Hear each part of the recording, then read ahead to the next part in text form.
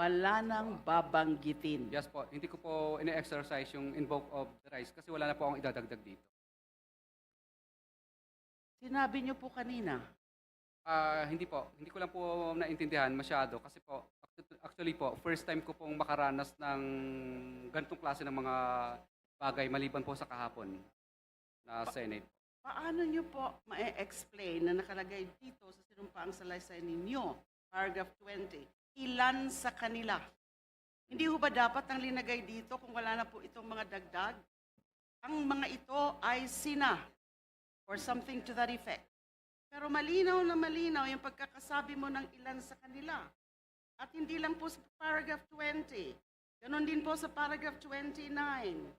Nung sinabi mo sa ilang pagkakataon ng mga politiko na personal na inaabutan ng halaga ayon sa hinihingi nilang porsyento mula sa proyekto. Ang pagbabayad na ito ay hindi namin kagustuhan kundi isang hakbang na ginawa namin dahil sa matinding panggigipit. Ilan sa kanila ay sina? And then you enumerated 1, 2, 3, 4, 5, 6, 7 congressmen. Paano nyo po mapapaliwanag yon? Ilan sa kanila ay klaro? Mhm. Opo. Ilan lang? Or examples?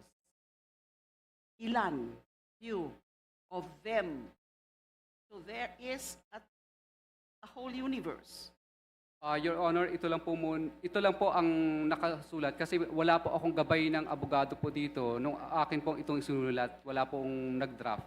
Ako lang po. Walang naggabay Opo. na abogado. Opo. So sino ang naggabay sa inyo kung hindi yung abogado? Bali po yung pagsusulat po nito, Your Honor, is ako po ang mismong nagsulat at pinabasa ko lang po sa abogado ko kung okay na siya. Ito po ay subscribe and sworn to noong September 6. Yes, Your Honor. Ang gumawa nito ay abogado ninyo? Ako po, Your Honor. Kayo po. Mhm. So bakit po ganun ang pagkakalagay dito? Ilan sa kanila? So Sabado nyo ito in-execute. Yes, Your Honor. Prinisent ninyo kahapon sa hearing ng Senado. Yes, Your Honor. So ito ay sarili mong gawa Yes, Your Honor. na pina-formalize mo na lang sa abogado mo. Yes, Your Honor. Sino po yung abogado nyo? Si ano po, si attorney Subido po. Attorney Subido. At ito ang presenta nyo sa Senado. At Yes po. wala na kayong idadagdag o babaguhin dito. Kasi hindi ko po maintindihan yun. Wala na po. Wala na po. Ilan sa kanila? Ano pong ibig sabihin nun? Ilan sa kanila? Explain to us, please. Hindi po malinaw. Ang ibig po sa akin, kasi may pagka-Bisaya po ako, hindi po masyadong klaro sa akin ilan sa kanila. Ibig sabihin po, parang ito po ang mga binabanggit ko. Ito lang ang alam mo? Yes, Your Honor. Wala ka nang idadagdag.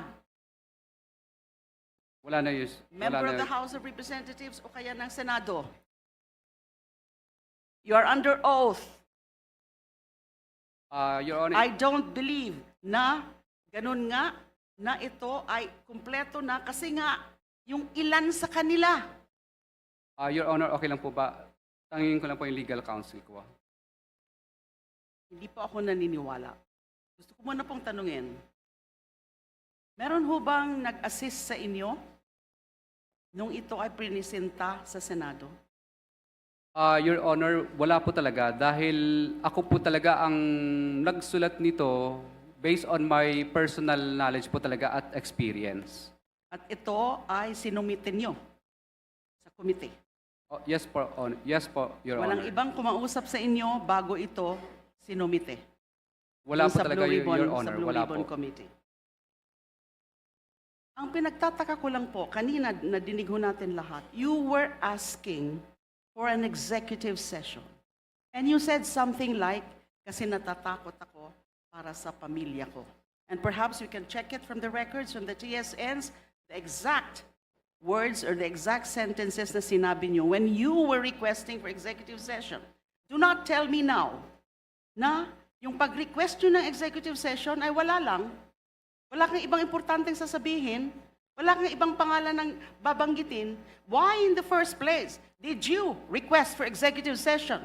If there's nothing that you would want further to be added in your sinumpaang salaysay.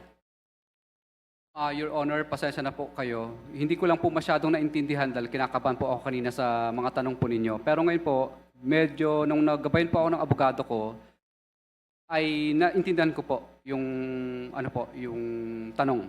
Pero klaro, humingi kayo ng executive session. Klaro na sinabi nyo, natatakot ka. Totoo po. Kanino? Kanino ka natatakot? Your Honor, natatakot po ako sa kaligtasan po ng pamilya namin. Dito po sa mga taong napangalanan po namin. So, bakit kailangan mo ng executive session na napangalanan mo na dito? Kung wala ka pang ibang idadagdag na importante at lalo na mga pangalan. Your Honor, pasensya na po kayo. Hindi ko lang po masyadong naintindihan kanina yung talagang paikot ng tanong. Dito po ang naguluhan sa ilan sa kanila. Pero ay kayo sina. mismo ang nagsabi executive session. Sinong nag-advise sa inyo na humingi kayo ng executive session? Your Honor, pasensya na po kayo. Hindi ako masyadong magaling sa legal. Kadalasan lang po, pag nanonood lang Sino po. po ang nagsabi sa inyo na humingi muna kayo ng executive session? It could not be your own idea. Kasi nga sabi mo, hindi mo naman naiintindihan. Wala po, Your Honor. Minsan naririnig ko lang po sa ibang mga napapanood ko sa YouTube, yung mga ganong klase ng Naiintindihan mo sagot. kung anong ibig sabihin ng executive session? Kasi kung hindi mo naiintindihan yon, bakit mo babanggitin yon? Your Honor, pasensya na po kayo sa kanina na isagot ko. Pero ang sagot ko po ay ito na po lahat. Paano mo pinili yung mga pangalan na ito? Selected names mentioned and listed in your sworn statement. Paano nyo po pinili yung mga pangalan na ito? Ito po yung mga pangalan na ito po yung mga nakilala ko po at yung mga tao po nila na humingi. Sa paragraph 19, before paragraph 20, where you enumerated 17 or so members of the House of Representatives, sinabi niyo po dito, ito ay binibigay namin sa kanila ng cash. Ang bawat transaksyon ay may karampatang voucher at ledger na nagsasaad ng mga araw kung kailan nila ito natanggap. So meron kayong documentary evidence. Yes, Your Honor, meron po.